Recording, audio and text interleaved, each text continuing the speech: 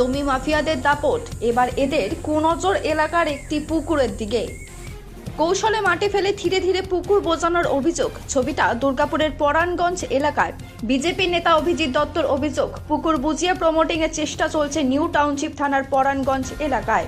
দুর্গাপুরের মহকুমা শাসক ও জেলা শাসককে মেল মারফত লিখিত অভিযোগ বিজেপি জেলা নেতা অভিজিৎ দত্তর। শাসক দলের স্থানীয় নেতৃত্বের মদতেই পুকুর বোজানোর কাজটা চলছে বলে বিজেপি জেলা নেতা অভিজিৎ দত্তর অভিযোগ। পরাণগঞ্জে একটি পুকুর অর্থাৎ সিপিএমের আমলে প্রথমে একটা ভেস জমি ছিল, সেই জমিটা সিপিএমের আমলে কর্পোরেশন থেকে পুকুর কাটা হয়, সেটা ওই অবস্থায় পড়েছিল, রক্ষণাবেক্ষণের অভাব ছিল। কিন্তু এই মতো অবস্থায় গত 3-4 দিন ধরে ওই জায়গাটা লেবেলিং করা হচ্ছে, ভরাট করা হচ্ছে। তো এই বিষয়ে যখন ওইখানে লোকাল লোক আমাকে ফোন করে, আমি আজকেই এসডিও সাহেব এবং পশ্চিম বর্ধমান ডিএমকে মেল করি নিজের মেল আইডি থেকে, যে এই বিষয়টা যাতে উনি দেখেন। এতে আতাত রয়েছে এখানে লোকাল যারা লিডাররা রয়েছে তৃণমূলের, তাছাড়া ওইখানে লোকাল যারা ভূমাফিয়া রয়েছে তারাও এর মধ্যে অ্যাটাচমেন্ট রয়েছে। সর্বত্র পশ্চিমবাংলায় এই ঘটনা ঘটছে, দুর্গাপুরেও এই ঘটনা ঘটছে।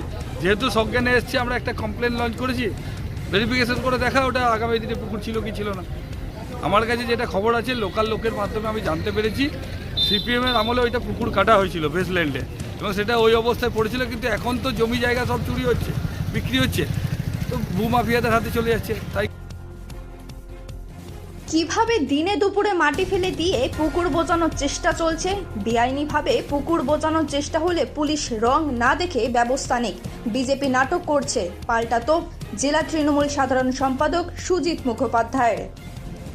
জেমো অঞ্চলের পরাণগঞ্জ গ্রামে আজকের দিনে আমি যেটা খবর পেলাম, কিছু মানুষ ড্যাম হোতাই করে রাস্তা তৈরি করছে।